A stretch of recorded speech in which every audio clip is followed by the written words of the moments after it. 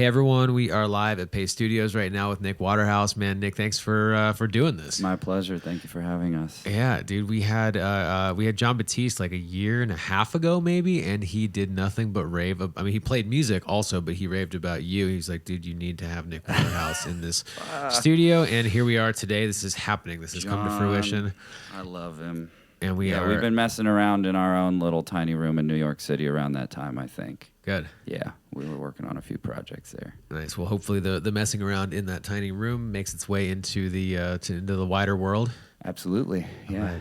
Right. So you're gonna do 3 songs here today off the self-titled album, which is out in the world right now. Can you tell us what you're gonna start out with? Yeah, we're gonna play "Song for Winners" off of my Innovative Leisure release that just came out in March. So we're gonna do that right now. Right. This one is for all the glittering gold in the world. Here we go. Let's do it. 1, 2, 3, 4, 1, 2.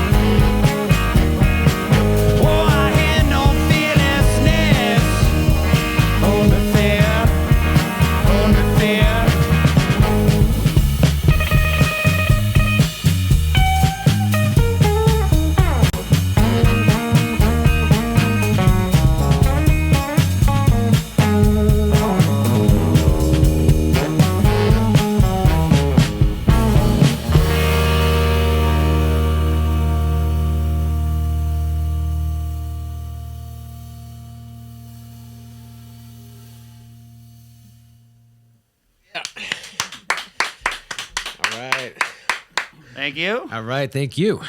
Thank you all. Nick, can you please introduce everybody who's with us today? I would really love to. We'll start from my right. On the tenor saxophone from Watts, California, there's Mondo Durame. All right, Mondo. On the baritone sax, just to my elbow, closer than ever.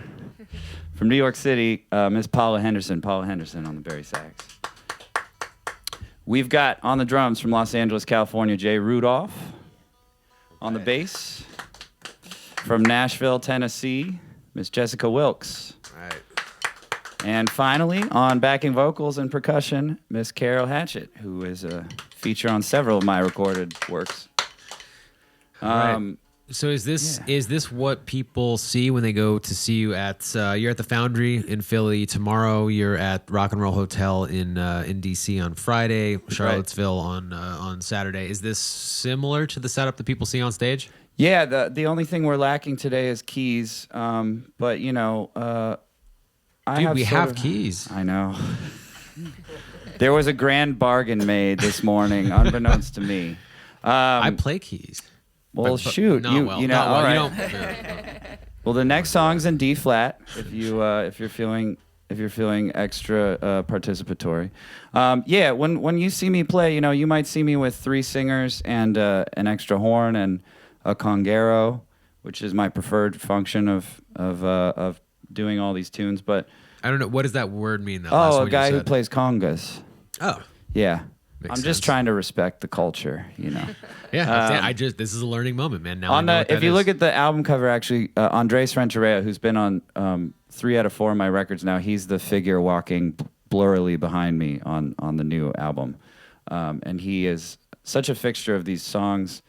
And you know, like sometimes taking stuff on the road means just translating like the big sound to a tough, meaty little combo like this, and I feel really privileged to have all these guys with me. So. Yeah, you know. dude, a tough, meaty little 6-piece.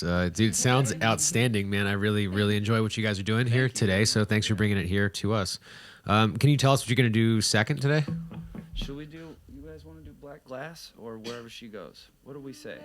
Completely up to you. I want to do Black Glass right now. Okay. Yeah, I like this song a lot. We'll keep it dark. Good. This one's off of the new record. It features Mondo Durame here on the tenor sax. He's going to have a little break in the middle, so I hope you all enjoy it.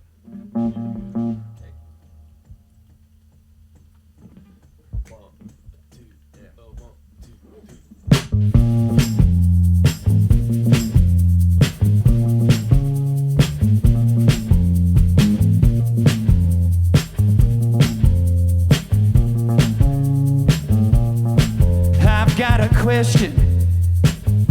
My father never had to ask these kind of things. I don't think they happened in the past. I've been walking on the Strand, I've been strolling on the boulevard.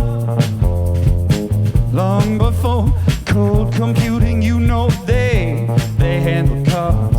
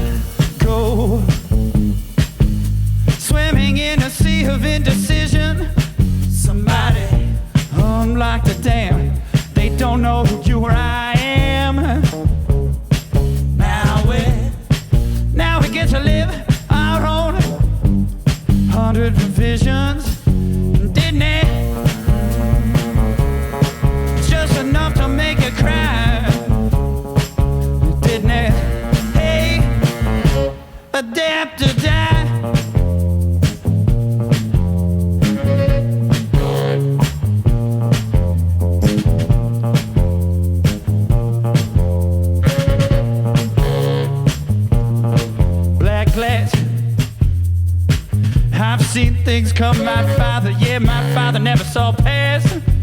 Behind a red wheel, only seeing streets under the red lights. Think he'd say, who are they? And who gave them the right now?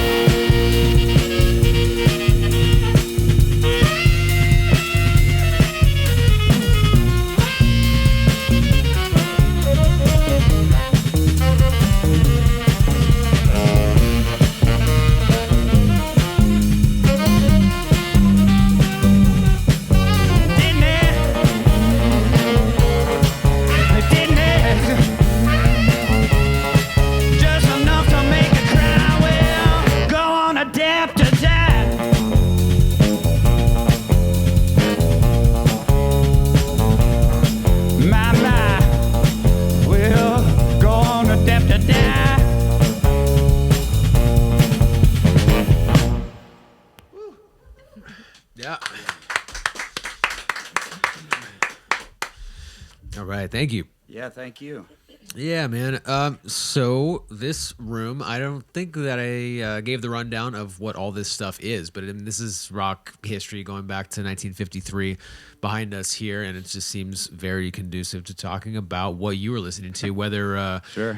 growing up as a kid or whether it's what you were listening to while you were writing the self-titled album. Yeah, it's heavy. It's like, I lived in Nothing San that you Francisco. say would be surprising at all, whether you say What? Link Ray or Oh. the Beach Boys or Jerry Lee Lewis. I mean, across the spectrum would be not surprising in any way. Those guys are all in there. Well, I never liked digital tuners anyways. Where'd you grow up in I grew up in San Francisco too. Well, I grew up in Southern California, but I moved there when I was 18. And I was actually like talking to a friend of mine about some people like don't like get this like mystical thing that San Francisco is about, where it feels like it's like a node. There's like a certain energy there, especially because of this thing of like there's like a lot of ghosts there, and it's like where the land and the sea and like the woods and the city all meet.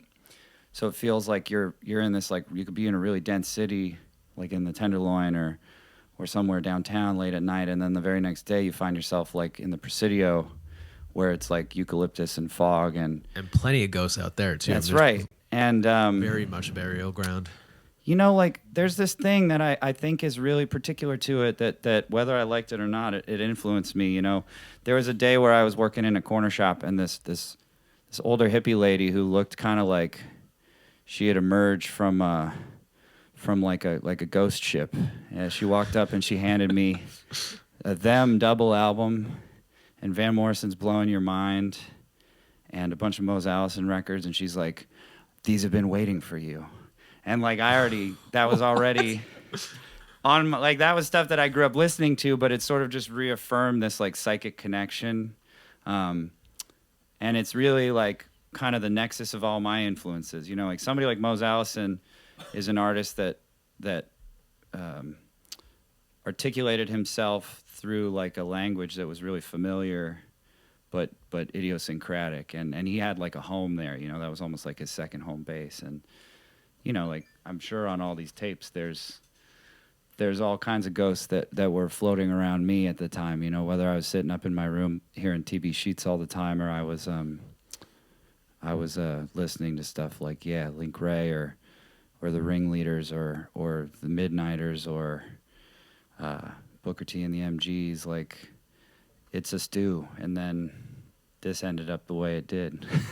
So it's cool that this got transplanted, and I find myself in a room on the other side of America surrounded by it. Well, yeah, dude, this is my background as well. I mean, I started working with this archive in San Francisco and then found myself out here 8 years ago, and now here we are. Right on, yeah.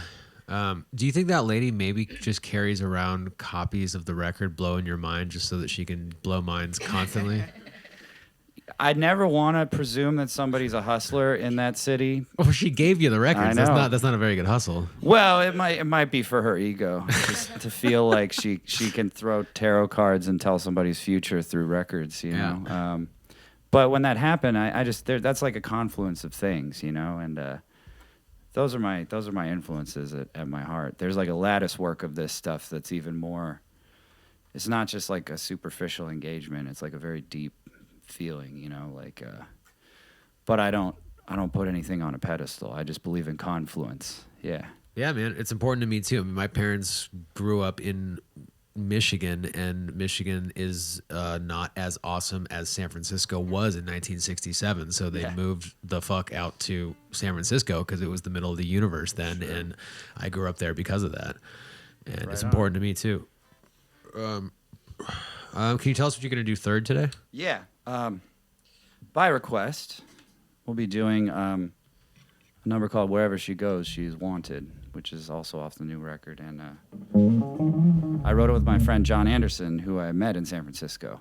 He was in a band called Girls for a little while, and we decided to write something in a major key, so we'll end on a bright note today. All right.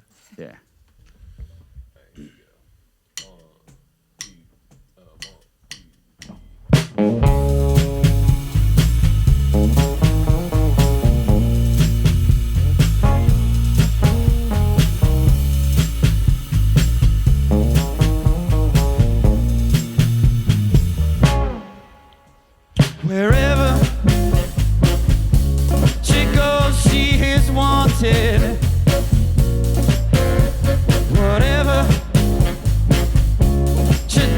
satisfied.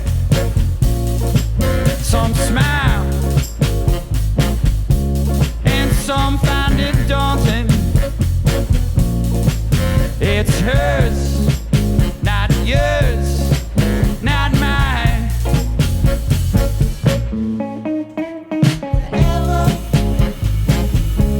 Wherever she goes, wherever she goes.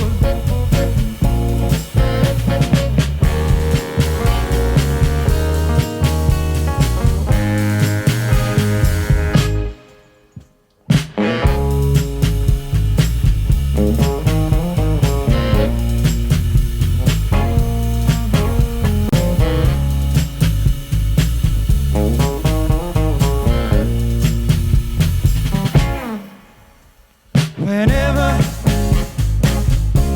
she calls, I just come there. I never arrive on time. And if I feel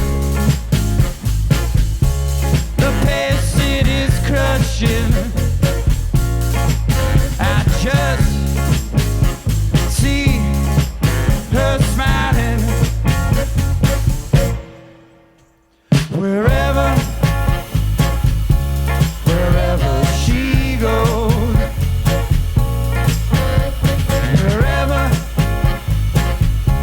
wherever she goes.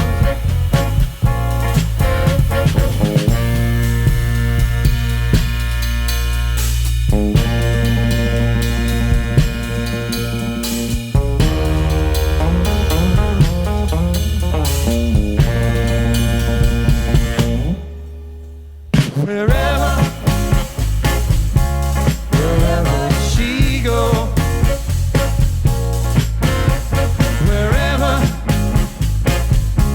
wherever she goes, wherever she goes,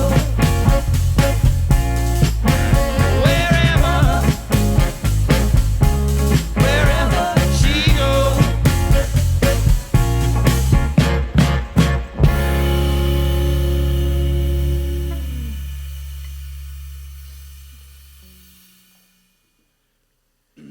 Right. Thank you.